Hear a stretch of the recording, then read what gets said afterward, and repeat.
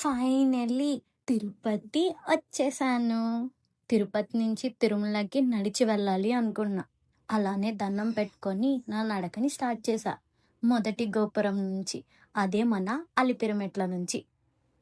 మెట్లెక్కడం దగ్గర నుండి నేను అయితే చాలా ఎక్సైట్ అయ్యాను.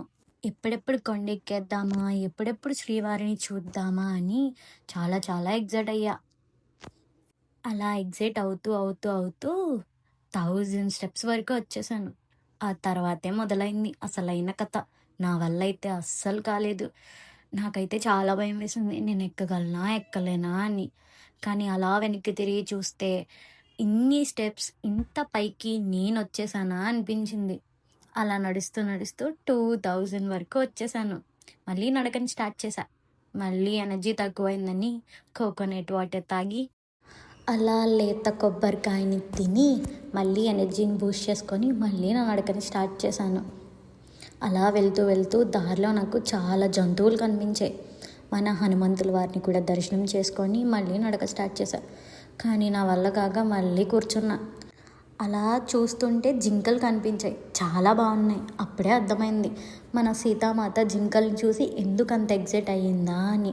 కానీ దగ్గర నుంచి చాలా అంటే చాలా బాగున్నాయి. ఇది అడవి ఉడత అంట. చూడ్డానికి పెద్దగాను చాలా బాగుంది.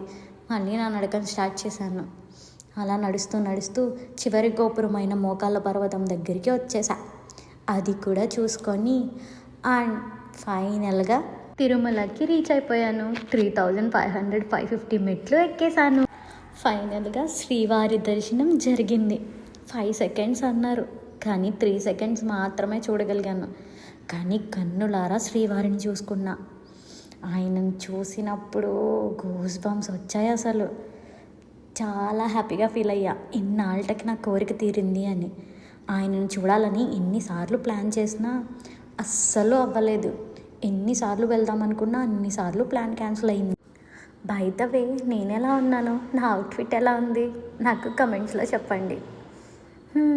శ్రీవారి దర్శనం కంప్లీటెడ్. Bye bye.